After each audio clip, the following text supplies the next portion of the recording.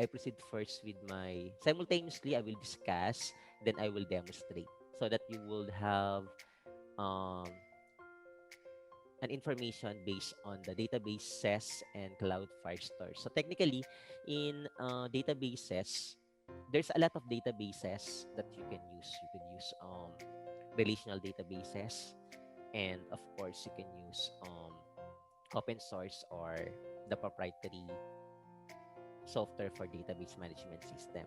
But in our case, since we're using cloud-based for the Firestore, so technically, ang tawag dito is no SQL. Kasi may tinatawag na SQL and non-SQL or no SQL. So I will discuss those things later on, simultaneously with the demo. Okay? So, why I'm using Cloud Firestore? Simply because it's an open source. Okay? So, ito yung magiging database server natin na makapag-store ng records. Kaya lang natin i-set up. Okay? So, overview of the time tracker app. So, with this kind of application, maganda kasing process is you could come up with a different apps, not only in time tracker. You can also use registration. You could also use a data set. So, maraming ways para mapag-create ka ng isang application na may database. Okay? So, these steps applies with an overview, with the introductions, and the Firestore. Okay? So, as you can see on my diagram, we have a database schema. Okay? Take note, when you say database schema, this is actually the layout of your database. So, schema and SQL versus SQL. So, the user is just like this. The user has a list of jobs, example. So, we have to create a new job, meaning based on application, we need to create or we need to edit existing job, we need to delete. So all of those things are recorded in the jobs applications. Then if you have an entries, there's a lot of entries to be given in a job, new entry, edit, delete. So this is example of the information in a database. Of course, we could add a jobs and entries to combine those things. So meaning you could use a view with a daily breakdown of all jobs and showing those total hours by based on their work are pay. So this example of the users that need to accept based on the generated data. Okay, and as you can see here, the database schema, we have here the user for the table. We have a field user ID, which is the user ID is our primary key. So another table, we have a job, and the last table, we have an entry.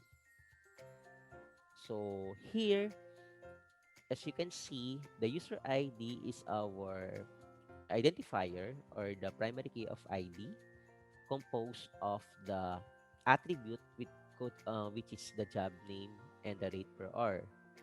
And on the third table, we have an entry, we have an ID still coming from the primary key. We have the start, end, and comment. So those are the part that we need to set as we go through. So here in jobs, these the records of the table. So we have an ID 123, 124, then the user ID, and so on. So this already created in the table with the jobs entries. So in a database schema, there's a relationship between three tables. So meaning there one user ID, one, meaning in your database there's entity of there's a relation between user ID and one job. Okay? So you can select you can have one user ID and you could select many jobs. So meaning you need to select many jobs as you want, then still you need to end enter your user ID, enable for you to start or end or need a comment based on the entry given. Kasi for example, you need to search a job as IT or as web developer. So automatically there's a lot of job name, paid per hour, and so on. The information is given, but still you need to register your ID as part of your primary key. So meaning the relationship is one is to many. Meaning one user ID, then you can search many as you want based on the given data. So that's actually the database schema. Okay? So later on we could come up with that. And in we have e-documents and collections. Take note in Firestore, we have a documents. The word document is actually used for having a different tables. Okay? So here in the documents, as you can see, for example, we have a document 1, document 2, document 3. There's actually hierarchical structure. Okay? So here we have a collections. Collection means the related data based on the given documents. Okay?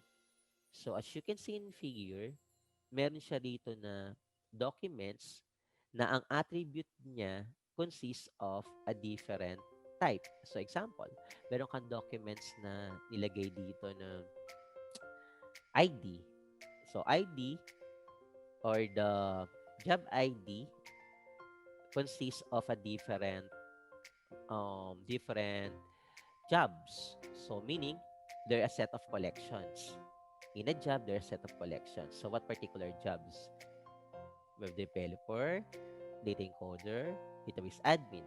So ito yung collections na related dun sa documents natin. So kailangan kasi ng documents para sa Firestore. Kaya ang A-store kasi dito yung records. Okay? So again, if the documents consist of an ID, then may kita yung arrow dito, then magagamit ulit yung ID. Then magagamit ulit. Okay? And so on. Basta related dun sa collection set of data. So, ganun yung process ng Firestore. So, mamaya mag-set up tayo na. Okay? So, example of the documents and collections. So, example, I have an ID. ID composed of 1, 2, 3. I have a name, which is pizza. Total time 22. So, this is actually a format of JSON. Okay? So, if you're familiar with using a JavaScript, no? So, pwede mong gamitan siya ng set of documents. Okay? So, mamaya, mag-set tayo ng mga document. Then, in documents and collections also, we have to access the data based on a path. So, meaning, the path, yun yung pinaka locations para sa collections and documents. Take note, yung collections, those are the add, and documents, those are the event. Add means those are the adds from 1, 3, 5, 7. Even documents, those are 0, 2, 4, 6, 8, 10. So, naka-arrange siya accordingly. Hindi kasi pwedeng ang collections is puro add. So, dapat collections, documents, collection, documents. Kaya meron siyang add event. Okay? So, remember that rules add event. So, add event. So, lahat ng collection nasa add, lahat ng documents nasa event. Okay?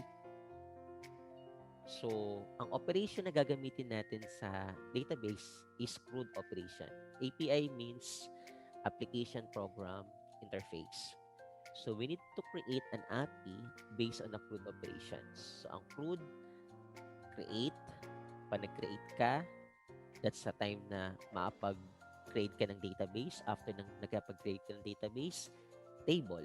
Then, after the table, field. After the field, records. So, yun yung process ng pag-create. Okay, you need to set the database, then the table, after the table, the fields, and the records. Okay, then read means um, checking the data based on the input users. So they need to read the records based on the created operations. After the read, that's the time they need to update.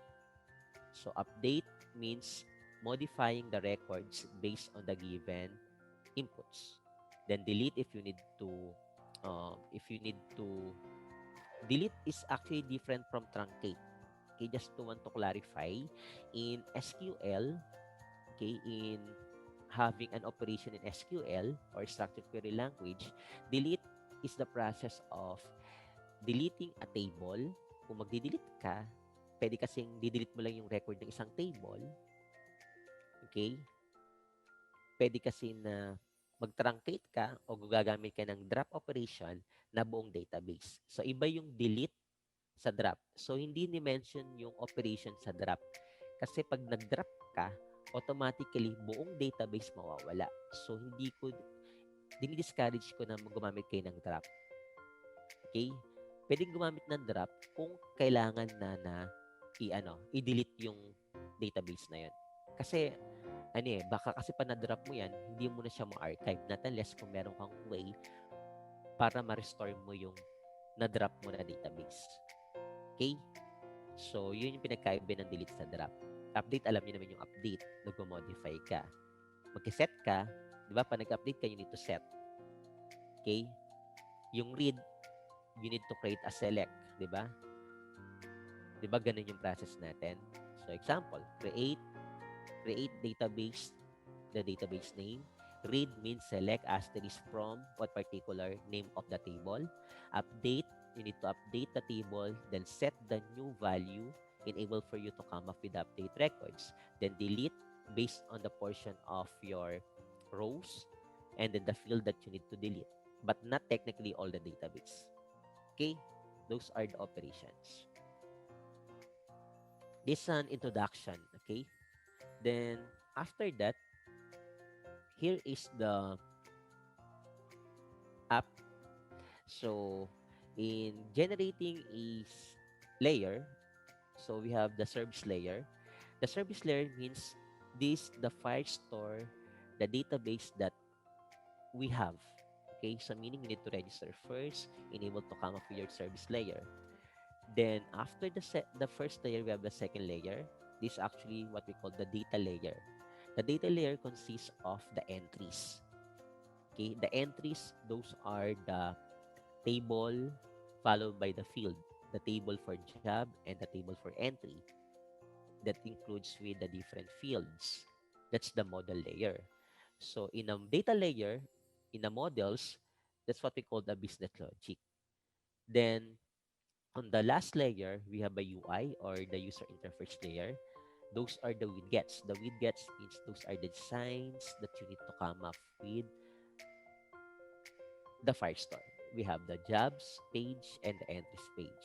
This is actually the web page of the entries. You can also use, it's either web, you can also use either um, the Firestore itself. So there's an option pwede mong gamitin or mismo sa apps mo mismo yung layer. Okay? Basta design lang naman yun. Kailangan mo lang ng mga controls para mag-process siya. Okay? And then, next we have here the private user based on the control. Okay. So, in this control, we manage the private user with the cloud store. So, as you can see here on the diagram, I have here the apps, my apps. The provider is the authentication record. The navigation is the material application. Then, the material application consists of the verification to your login, which is your email sign-in page. Okay. Then, The email consists of a different domain. So meaning you could use the domain such as .edu, or if it's Google provider, you could use as at Gmail. Okay, as long as it's signed in. So there's a sign in block. Then we have a sign in form. So this is actually part of the page. The landing page is actually the home page. The home page consists of the user, the sign in page, and the user ID. So as you can see in sign in page, the stream builder generate a database provider. So example, 'di ba, sa .NET, gumagamit kayo ng Ado.NET, yung mga provider sa, 'di ba, sa Visual Studio, meron siyang Ado.NET provider para mag-process yung active X data object, yun yung mga provider. Sa Firestore, meron na siyang provider na UI para mag-produce ng particular building blocks. So meaning, papasok na yung particular page ng job page na yan. So, still, nandun pa rin siya sa database. Okay? So, basta ma-process lang yung part ng private authentication. So, meaning, kailangan mo i-authenticate sa Firestore. Kasi hindi ka makakapag-update pag hindi siya na-authenticate. Okay? So, question. And then, next. So, in private user, with Cloudstore Firestore, so this is the user. So, meaning, as this my users, the name of my user. This is the first collection. You can see this the add and event, so that you could check the process, no? Yung sinabi ko kanina, add and event. So ganito siya. Sa sign in, sa user ID, meron tinatawag na Firebase authentication. So sa Firebase authentication, meron siyang user ID. So yung first users, ito yung collection. Okay? Then, slash ng user underscore 123, ito yung ID dun sa user 1. Ang tawag sa kanya is yung document. So, tingnan nyo add event. Tapos add. Nakuha? Add event, tas add na ulit. So, yung jobs, ito yung mismong page dun sa collection. Okay? Then, after ng add, event na. Ito yung jobs na example is underscore ABC. So, yun yung pinaka-collection and document na process. Okay? Kunyari ako ito yung user, main user. Yung user ID niya. Then, yung user ID niya, may mga collection na kaset sa kanya. And then, yung document, yung mismong na-process sa collection. So, para hindi kayo malito, add even lang siya. Okay? And then, the name of that particular Firestore is blogging. Okay? Then, the rate per hour is 10. So, meaning, that's actually part of the last document, yung document 4. Okay? So, intro muna to, no? Para at least alam niyo yung execution niya. Then, defining strongly typed job model class. So, top tip, using unstructured data inside the widget is bad practice. Yes, technically. Much better to create a structure model. So, mamaya tuturuan ko kayo mag-create ng structure model. Yung structure model na kailangan nating i-update yung Firebase mismo sa Android Studio natin. Kasi kailangan mag-update sila parehas. Okay? Para hindi tayo magkaroon ng problem. So, ako kagabi nag-update na ako, pero pakita ko sa inyo paano yung process ng updated ng Firebase itself. So, another important note for Firebase, Firestore is a real-time database. Okay? Real-time means it can be synced with a different platform. You can use iOS. Cross-platform itself, pwede siya sa web, pwede siya sa Android. So, yun yung maganda kay Firestore. Hindi siya namimili ng apps. Kaya nga, pag nag-iOS tayo, Firestore na rin gagamitin natin. Even web page, pwede niyang i-accommodate yung real-time process ng database. So, yun ang gagamitin natin para libre. Si Apple naman, pwede naman siya sa Firestore eh. Pagdating sa database, it's for free naman. Pero kung gusto mong license ng iOS, so kailangan mo mag-build ng sariling services or sariling server. Okay? So another important note, we can use streams to read data. Streams means, example, IO stream reader. So meaning, in Java, streams means getting information with a database. We need to read the data. Okay, you could use IO streams reader. So there's a method to use that in Java program. And also, we need to update the UI when database or when data changes in Firestore. Kasi ang Firestore kasi, pwede siyang offline, pwede siyang online. Okay? So, may mili ka kung saan yung process na pwede mong gamitin. Parang ang logic ganito. Kung naka-online ka, nag-update ka ng record, okay? Masasave sa Firebase. Paano kung ang nangyari is na offline ka bigla? What will happen? Papasok ba siya sa Firebase, sa database mo? Yes or no? So, technically, hindi. Kasi naka-online siya. Pero offline, papasok siya. Magpapasok lang yung record. Pag nag-online siya ulit, nirefresh niya yung mismong Firestore niya, automatic, real-time yun. Yung database na nag-offline, pwede niyang saluhin. Okay? So, yung maganda sa kanya. So, kung offline ka, papasok yung database mo sa offline page, of course. Pero pag nag-online na siya, refresh mo lang, merong codes to update, automatic yon sa Firebase itself na nilocate mo, mag-update na. So, kumbaga magkakaroon ng temporary, if offline, temporary. Pero pagka real time, automatic siya, mag-update na sa server mo o sa services na ginamit mo. Okay? So, yun yung maganda sa Firebase, no? Hindi nawawala yung in-input mo. Nandun lang siya. Not unless kung i-delete mo. Okay?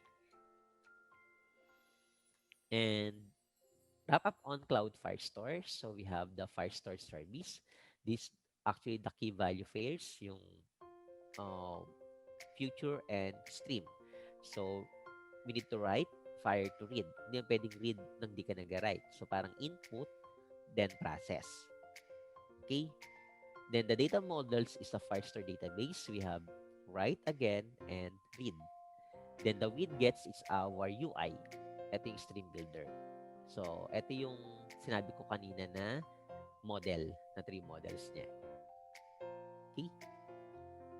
Then, to sum up, so relational database and cloud Firestore. Take note, the cloud Firestore is not a relational database.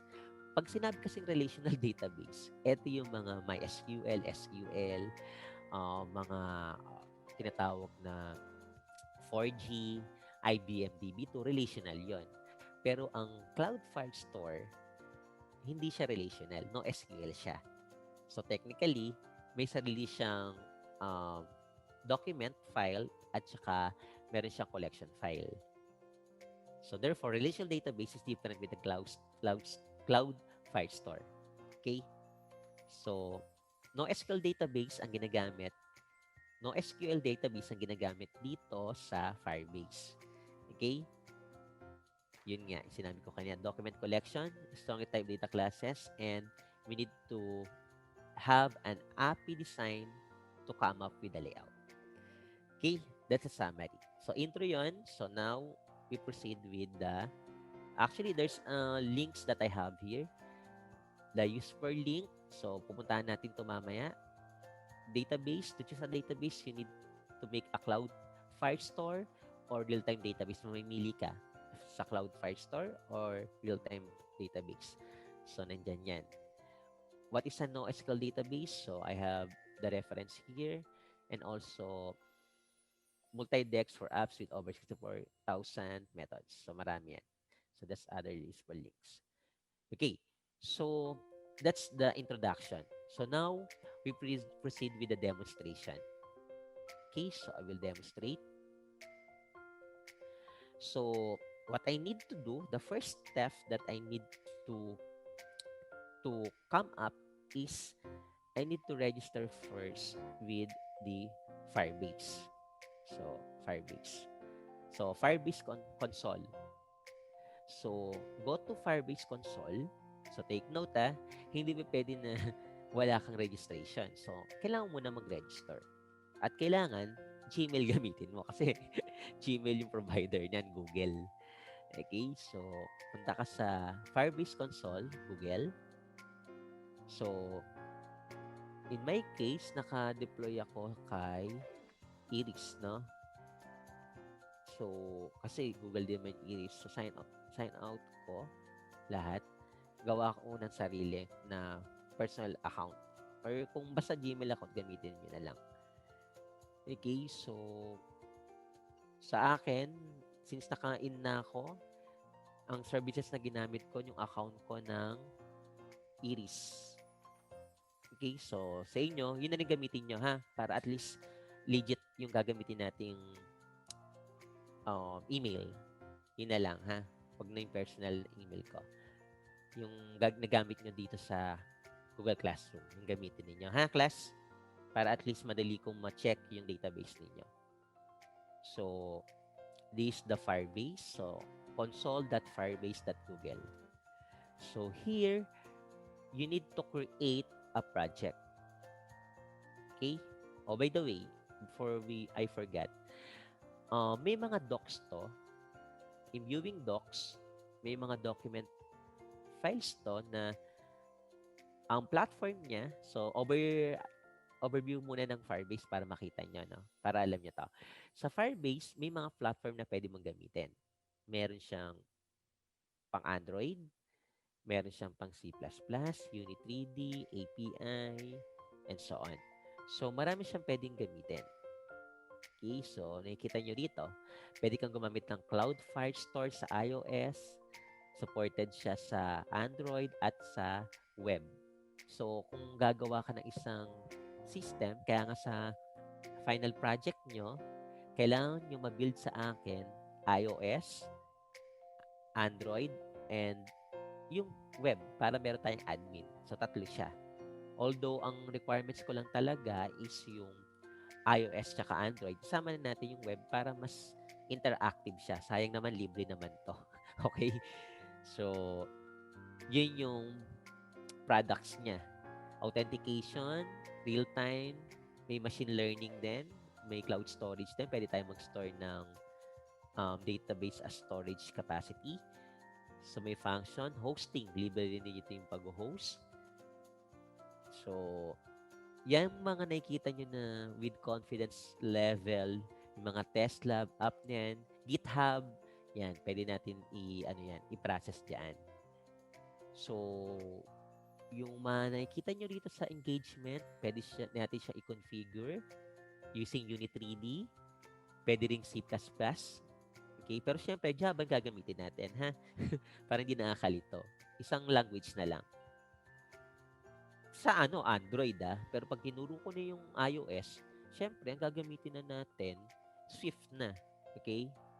Objective-C, dun using Swift programming, okay?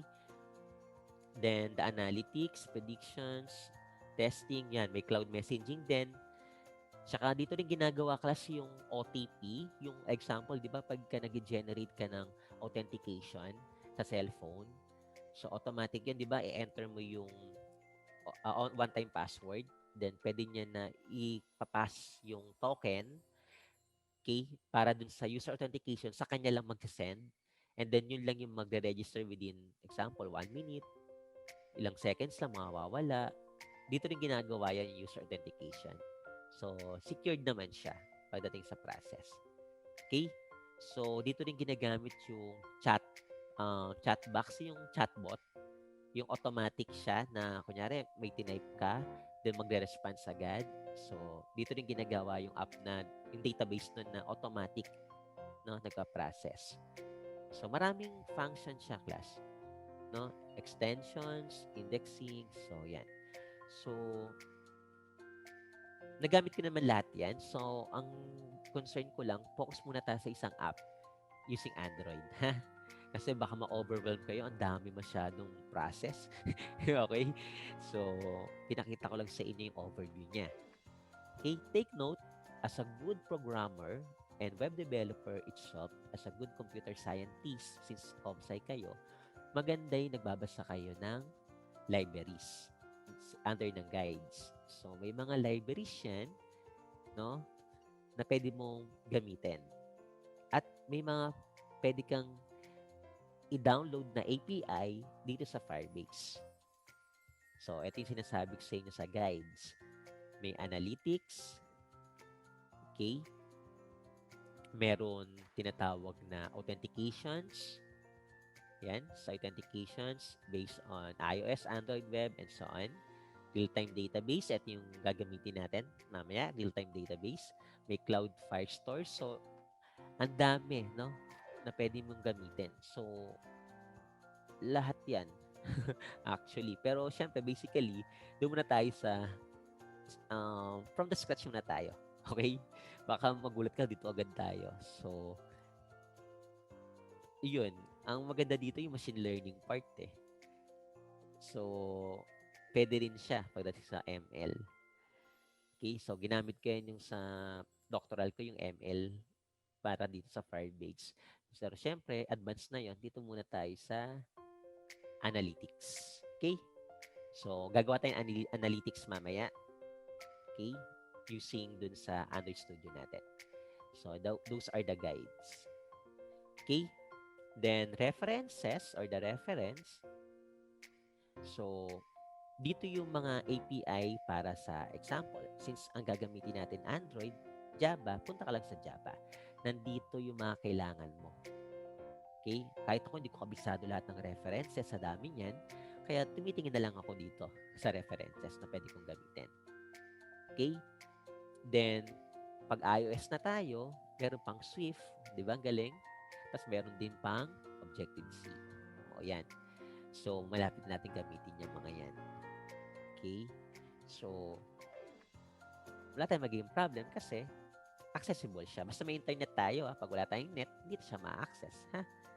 So, yan yung mga gagamitin nating guides. Promise, mag-enjoy ka dito sa mga references ng API meron siya. Okay?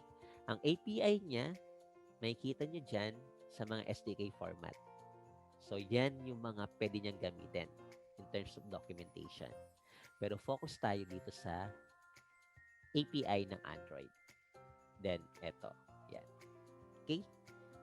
Then, may mga samples dito. Kasi I advise you guys, huwag kayo puro YouTube, no? Mas maganda, dun ka sa documentation mag-delay. Kasi nandito yung mga developer, nandito yung mga programmer. May mga video sila rito na pwede kang i-guide nila using Firecast. I don't know if you're familiar with the Firecast. These are the organization in Firebase. Parang Java developer. Dito naman Firecast sila. So sa mga Firecast, may mga quick guide sila dyan, no? Pwede ka nila i-guide. Kung YouTube, meron din. Pero I strongly advise sa mga samples features dito. May mga pwede mong gamitin for authentication, platforms, kunyari for Android, yan. Lalabas naman dyan. Bakit may bid din dyan na samples? So, hindi ka malilito, hindi ka mahihilo, promise. Kasi dito rin ako natuto. Okay, bago ako nag-YouTube, no? Then, libraries, importante rin dito. Yung mga libraries na kailangan natin sa SDKs, so may platform yan. Kung ano yung kailangan natin for Android, i-click lang natin yan. So, you can get that in GitHub. Okay? So, nandyan din yan. So, pwede kang gumamit ng framework using Flutter, Native React, pwede rin, no? Diba? So, maraming way. Pwedeng Firebase UI, GeoFire, and so on. Yung iba kasi gumagamit Flutter, Native React, React Native, or Native React, isa lang naman yun. So, sa atin, AS ang ginagamit natin. So, kung AS tayo, doon tayo sa Firebase UI. Okay? Yan, no? Kaya yung gagamitin natin na source. Kasi hindi naman tayo magka-Flutter. Pero pwede nyo naman i-try, walang problema. Gumagamit din ako niyan, yung drag and drop na applications. Okay, those are the libraries. Tinutur ko muna kayo para at least alam niyo yung explanation ng mga to. Overview, guide, wrapper, libraries. So, step by step. Okay, and then the products, of course, um, the build products is accelerated skill app development without managing infrastructure. You can build, release, monitor, and engage. So, yan siya. Mga process niya. Okay? So, maganda yung ano niya, content niya.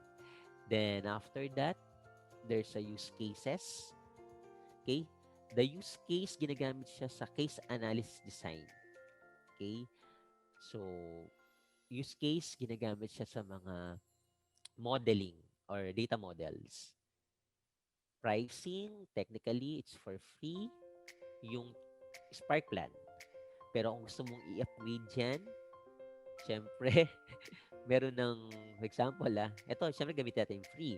Pero kung gusto mo may authentication via phone, pwede naman, kaso 10,000 per month or equivalent to 0.01 na per verification. Per verification, take note Okay, so yan yung pricing niya.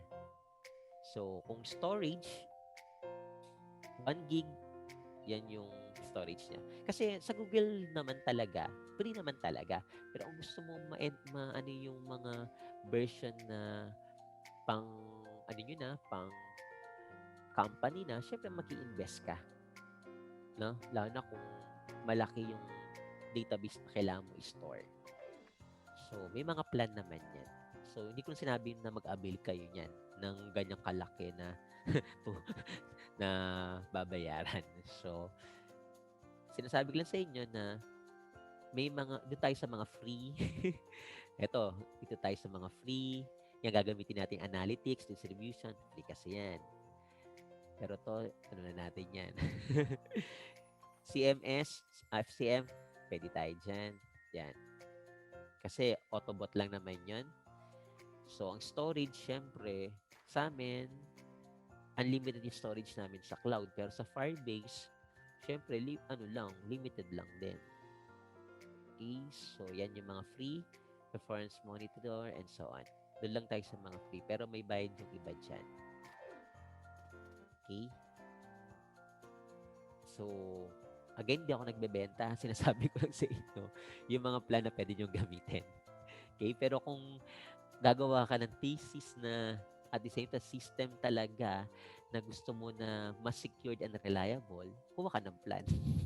Kasi syempre, yung data bridge, pagdating sa data bridge, hindi naman kaya ng free. Syempre, kailangan punta ka sa with plan. Okay? So, kunyari, real-time database.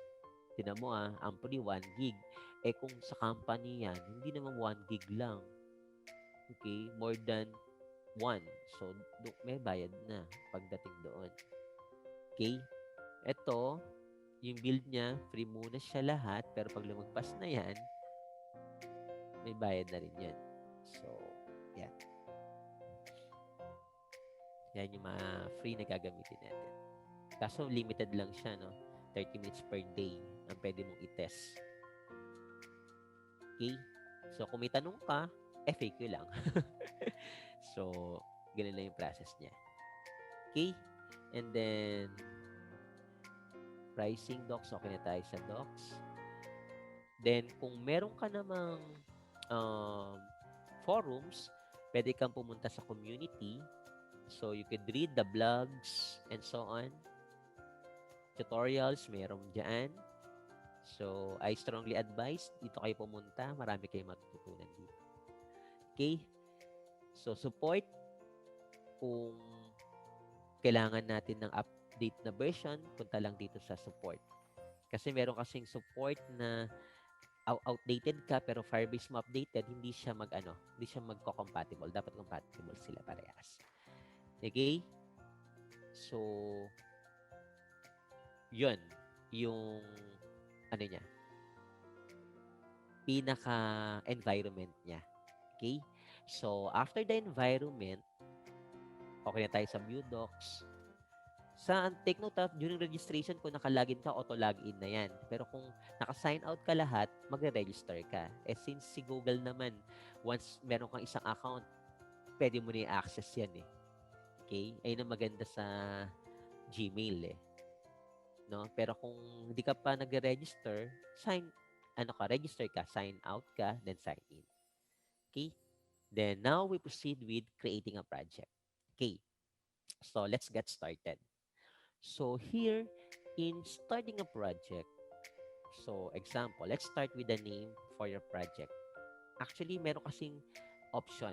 The first option, dito ka pupunta sa Firebase na console project, first option. Then yung second option, pwede kang pumunta sa Android Studio para mag-update ng project. Pero gawin natin parehas para at least alam nyo, no? So, punta tayo sa console muna. Example, enter your project name. Example, DB demo. So, ito yung pangalan ng project ko. So, kung meron kang parent sources, so example, yung iris.ph.education, meron pa ako na pangkas, pwede kang mag-add. Eh, since isa lang naman yung pinupuntahan ng iris.education, so technically, done na lang natin. Okay? Pero kung sarili mong Gmail account yan, pwede ka pa mag-add ng process. Actually, pwede mo rin itong i-edit yung identifier project mo. Okay? Pero in our case, i-default na natin para at least na-generate na lang siya automatically. Pero kung sophisticated ka, pwede mo i-edit yung ID mo. Okay?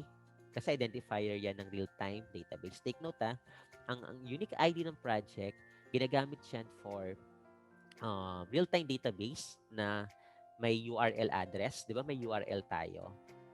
So, dun siya yung hosting ng Firebase natin. Pagka yan, take note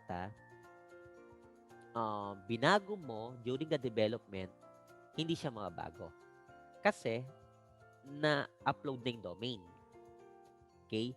Pero ngayon pa lang, pwede mo nang baguhin.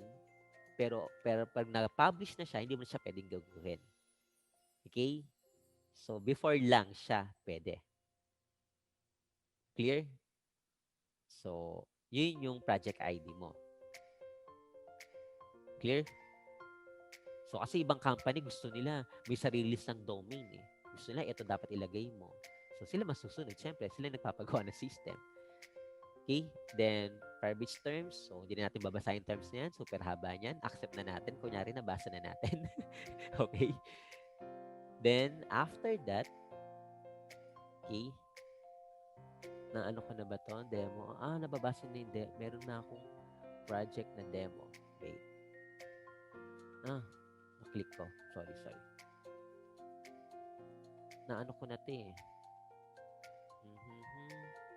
Na-locate ko na to eh. Wait. Grabe naman si PH. Ayaw niyang mag-ano. Education yun. Yan, naselect ko na. Okay? So, ito na, no? .edu. Then, assuming nabasa mo tong terms. Basa-basa yan, no? Terms. So, basa yung terms about ano lang. Agreement lang yun na it's your own risk. Sarang ganun lang yan, no? Yung process. Then, continue. So, this is actually what we call the Google Analytics. Ang Google Analytics, ito na yung process kung saan ka maglalagay ng Firebase, yung magko-connect ka. Kumbaga, yung connectivity niya, ginagamit siya for database connectivity na ito yung front-end at yung back-end. So, front-end and back-end. So, ito yung magiging back-end natin. Kailangan natin i-process. Okay, so, ito yung mga report, recommended. Next mo lang siya. Then, location natin, of course, make sure na location, PH tayo, Shatral.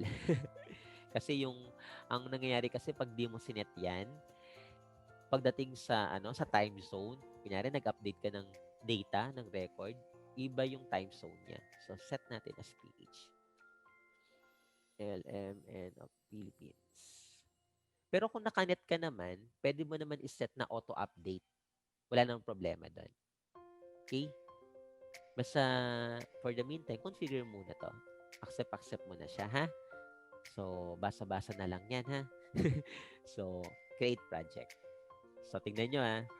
Ang nilagay ko is DB demo. Naglagay ako sa console. Okay? Dito sa console, makikita nyo, ina-update niya yung resources. Pero take note, hindi pa siya nakasync sa mobile ko, ha? Wala pa. Wala pa nagaganap na sync. Kasi kailangan natin i-sync yan mamaya. Ha? So, i-ready nyo na yung AS ninyo para mag-sync siya. So, kailangan ko ng AS. Habang naglo-load dyan, open ko na yung AS ko. Ito yung AS. Ang version natin is 4.1.1 yung latest, no? Pero may beta na edition. Okay? Pero hindi ko muna ginamit yun kasi may mga libraries pa ako na kailangan na kunin. Okay?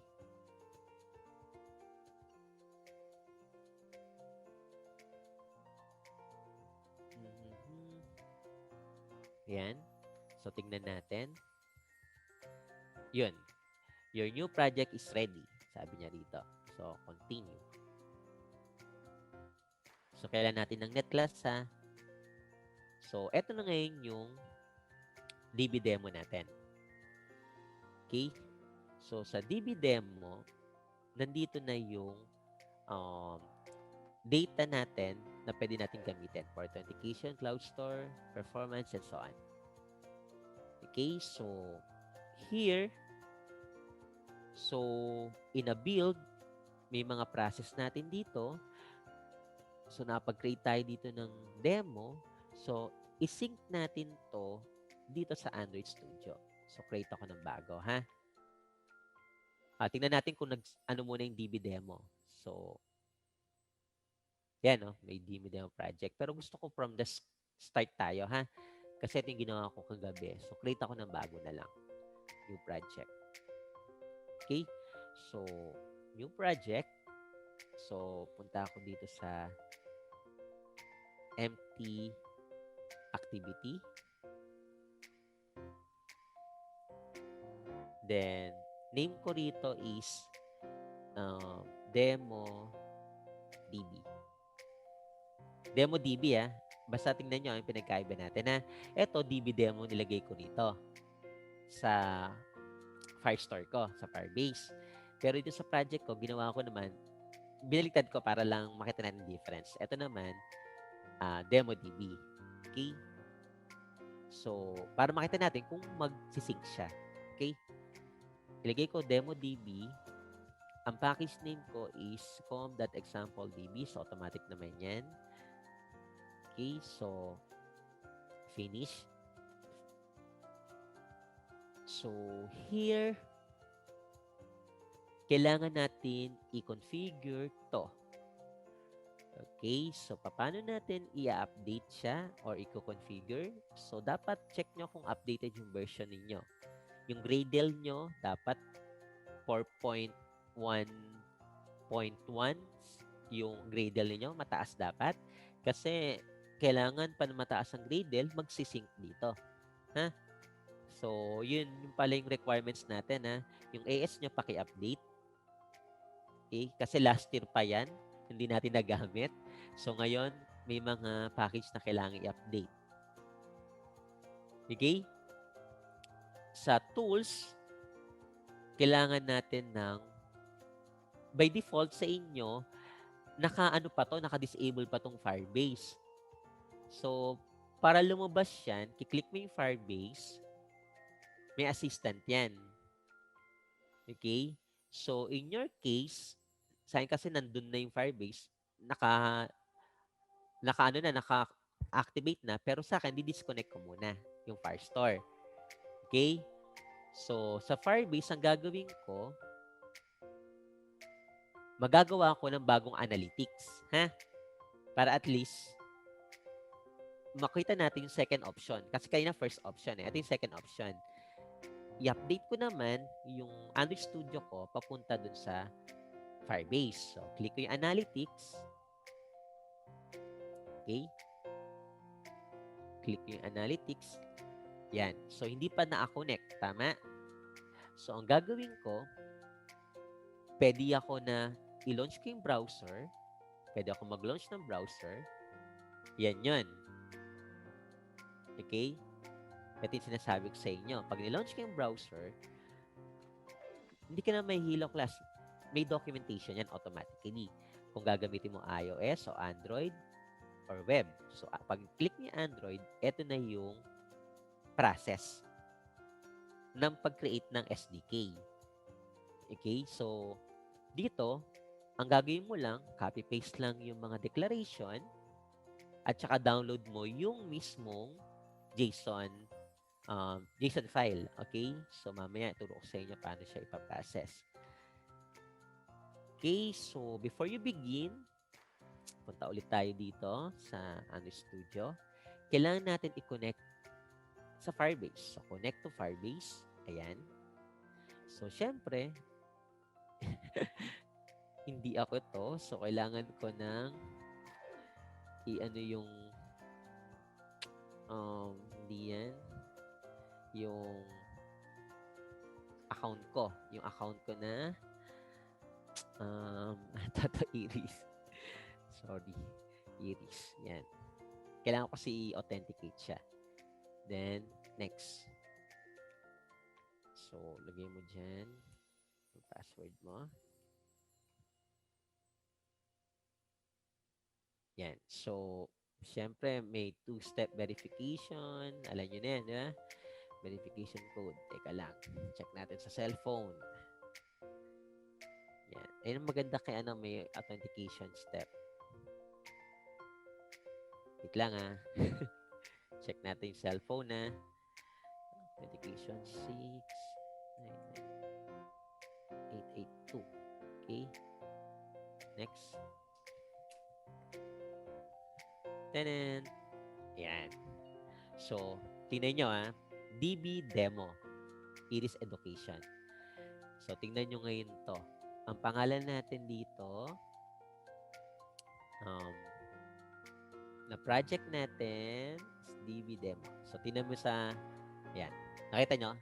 DB Demo to, di ba? Iyan na natin ulit yung natin, location. Refresh natin.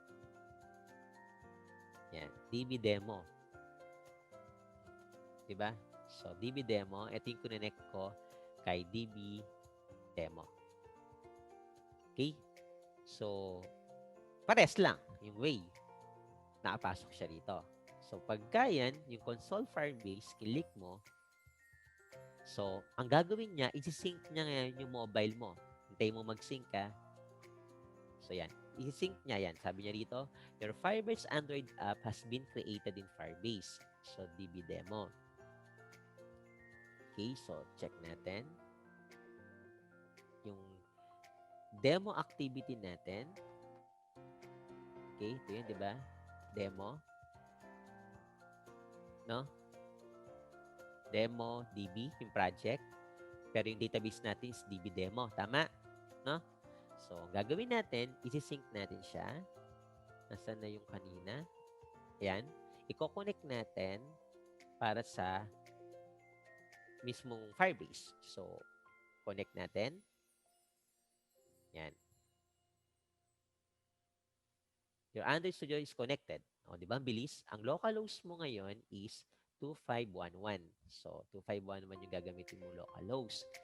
Di ba? Yun yung magiging document file mo. Di ba? Yung root. Okay? So, kung connected yan, check natin sa Android Studio. Okay? So, connected na. So, ngayon naman, yung add analytics na sinasabi rito, kailangan mo i-accept yung updated na Gradle. Okay? So, yung class path natin is com.google GMS Google Services 4.3.4. Kasi nga, ang sa atin, if I'm not mistaken, 4.1 pa nung last year. Eh, ngayon, 3.4 na yung plugins ng Gradle. So, update natin yan So, Gradle natin. So, analytics natin sa 18. So, ito ni updated. 18. So, accept mo lang yung changes na yan kasi automatic naman na detect niya. So, kung makikita mo, nandito na yung Gradle natin. Yung Gradle. Yan. So, nandito na yung part ng scripts na kailangan. Okay, so step by step tayo class sa step 2. So, set up correctly. O, di ba? Ang galing. So, pagka na-set up yan, step by step lang class. Basa-basa lang ang katapat niyan. Yung nga lang matagraw yung pag-set up. Select content. So, yung content naman, no? Pagdating sa process ng content, dalawa yung browser ko para at least makita ko yung difference. Yan. So, dito ako. DB demo. Analytics. Okay. Ito, DB demo. So, nakapansin nyo ngayon, meron na ako na DB demo, tas meron na ako sa Android na com.example.demo.db. O, di ba? Ang galing? Kanina wala to. Yung example.demo.db, nakasync ngayon siya dito sa pangalan ko na project ko na DemoDB. So, tingnan natin. DemoDB, ayon. Ito yung database sa project. Ito yung DemoDB na nakasync mismo dito, na-connect mismo dito sa Gradle ko na updated version sa Android Studio. Okay? So, ganun po yun. So, ang settings niya, eto na. Sa settings na, ito yung project name natin, ito yung ID, no? Kung gusto mo i-configure pa yan, okay lang. Pwede ka mag-configure. Pero pag na-publish na, wala ka ng chance. Yun na yun, ha? So, ang setup natin ng app, kailangan mong i-download yung SDK niya using JSON format. By the way, si JSON, what when you say JSON is JavaScript. Ayan, inano ko na. JSON means JavaScript Object Notation. Ayan yan.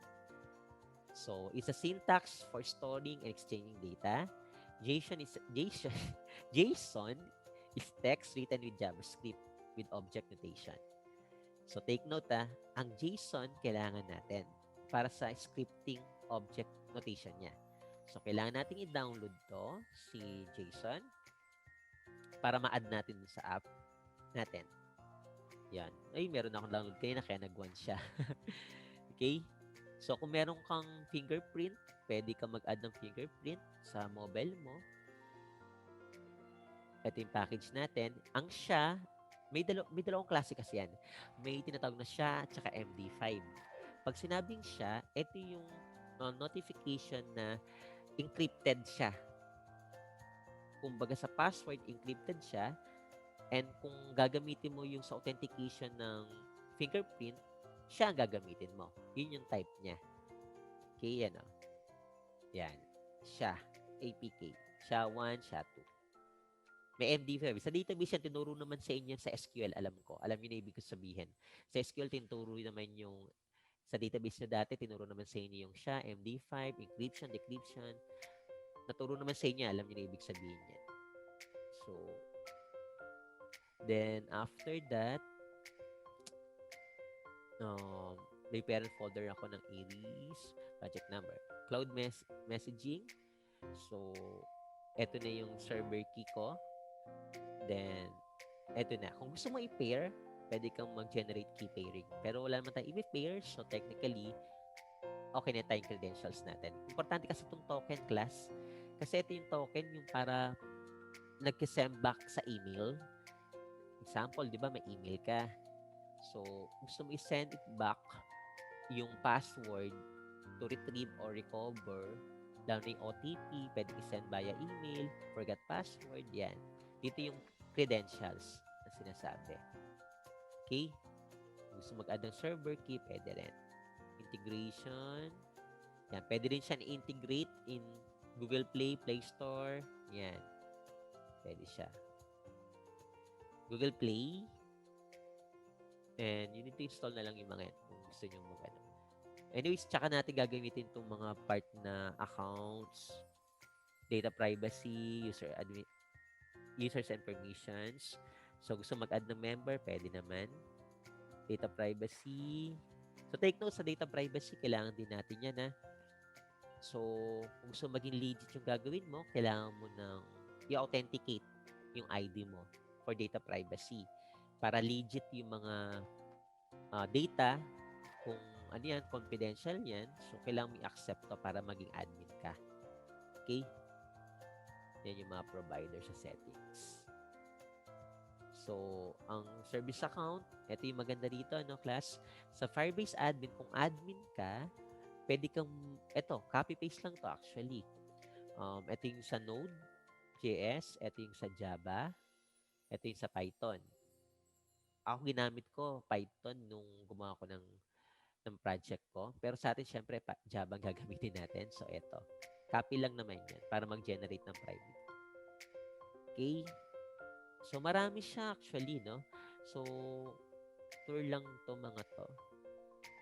Okay? So, since ano pa naman tayo, no? Basic pa naman itong pinaprocess natin. Okay? So, yun muna for now sa configuration. Then, next meeting, we will have a buttons, a data to store, to authenticate, and so on. So, one at a time. Okay? So, for now, it's more on introduction and setting up. Okay? So, any questions? So, for now, it's now connected. So, we just continue that next meeting. For now, we leave it here. So, thank you and have a nice day.